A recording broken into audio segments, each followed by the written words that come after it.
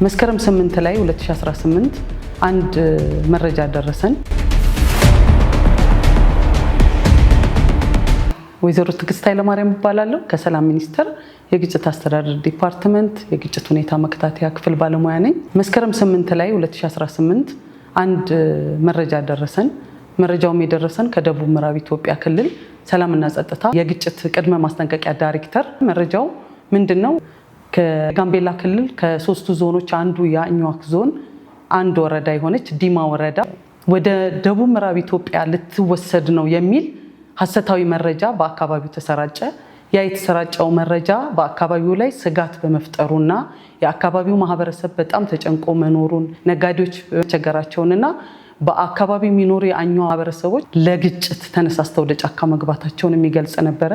መረጃ ትራያንጉሌት ማድረግ አለብን ወይም ማረጋገጥ አለብን። ስለዚህ የደረሰንን መረጃ እንደ ግጭት ሁኔታ መከታተያ ክፍል ከተወያየንበት በኋላ ለበላይ አመራሩ በአፋጣኝ ያሳወቅን። የበላይ አመራሩን በአፋጣኝ ለሚመለከተው አካል በማሳወቅ በአካባቢው ያሉ የሰላምና ጸጥታ አካላት ማህበረሰቡን በመሰብሰብ ያ ችግር ሳይከሰት ማህበረሰቡን በማወያየትና የተወራው ወሬ ሐሰተኛ መሆኑን በማሳወቃቸው ያ ችግር ሳይከሰት እንዲቀር ተደርጓል ማለት ነው። መረጃውን በወቅቱ በማግኘታችንና የደረሰንን መረጃ ደግሞ በወቅቱ ለሚመለከተው አካል ማድረሳችን ምንም አይነት ችግር ሳይፈጠር ቀርቷል። ማህበረሰቡም ወደ ቀድሞ ሰላሙ ተመልሷል ማለት ነው።